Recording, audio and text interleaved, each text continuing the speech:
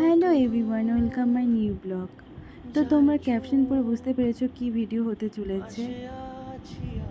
আবারও আমি আমার মা বেরিয়ে পড়লাম পুজো দেখতে, বিশ্বকর্মা পুজো দেখতে। আমাদের শিলিগুড়ির মধ্যে সবচেয়ে বড় বিশ্বকর্মা পুজো করা হয় এনজেপিতে, মানে নিউ জলপাইগুড়ি জাংশনের ওখানে। এনজেপিতে প্রায় অনেকগুলি পুজো করা হয়। তো প্রথম প্যান্ডেলে ঢুকে যাই, তো প্যান্ডেলটা দেখছিলাম, ভালো লাগছিল। তারপর ওখান থেকে বেরিয়ে পড়ি। তারপর বাইরে গিয়ে দেখি মা নেই, তারপর ভেতরে এসে দেখছি মা ফটো তুলতে ব্যস্ত। তো এখান থেকে মাকে ডেকে নিয়ে চলে গেলাম নেক্সট প্যান্ডেলে দেখার জন্য।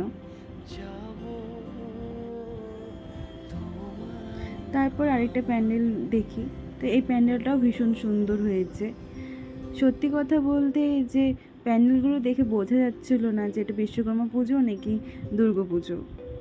তারপরে আমি আমার মা একটু এনজেপির যে নতুন কাজ হচ্ছে সেগুলো দেখতে যাচ্ছিলাম, মানে নতুন স্টেশন হচ্ছে। তারপরে নেক্সট প্যান্ডেলে যাওয়ার সময় দেখি একটা ছোট্ট গলির মতো, ওখান থেকে প্রচণ্ড পরিমাণে ভিড়। তারপর আমরা মেলাতে চলে যাই। মেলাতে এত ভিড় ছিল যে কোনো দোকানে ঠিকমতো দাঁড়াতেই পারিনি, কোনো কেনাকাটাও করতে পারিনি। তারপর আরেকটা প্যান্ডেলে চলে যাই, ওখানে ঠাকুর দেখি।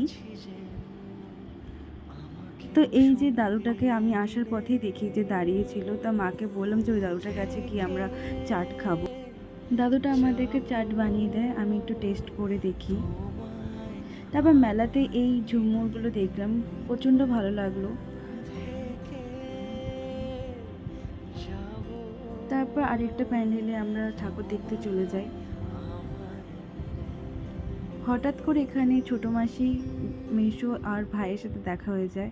তো ভাই যখন বুঝতে পারে যে আমি ওকে নিয়ে ভিডিও করছি, তো ও ভিডিও না করার জন্য দৌড়াচ্ছিল। তারপর ফাইনালি ভিডিও করেই ফেলি ওকে নিয়ে। তারপর আমাদের ঠাকুর দেখা হয়ে আমরা বেরিয়ে যাই ওখান থেকে। আপাতত ব্লগটি এখানেই শেষ করছি, আবারও নিউ ব্লগ নিয়ে চলে আসবো আমি। আর হ্যাঁ, সবাই ভালো থাকবেন, সুস্থ থাকবেন। সবাইকে টাটা।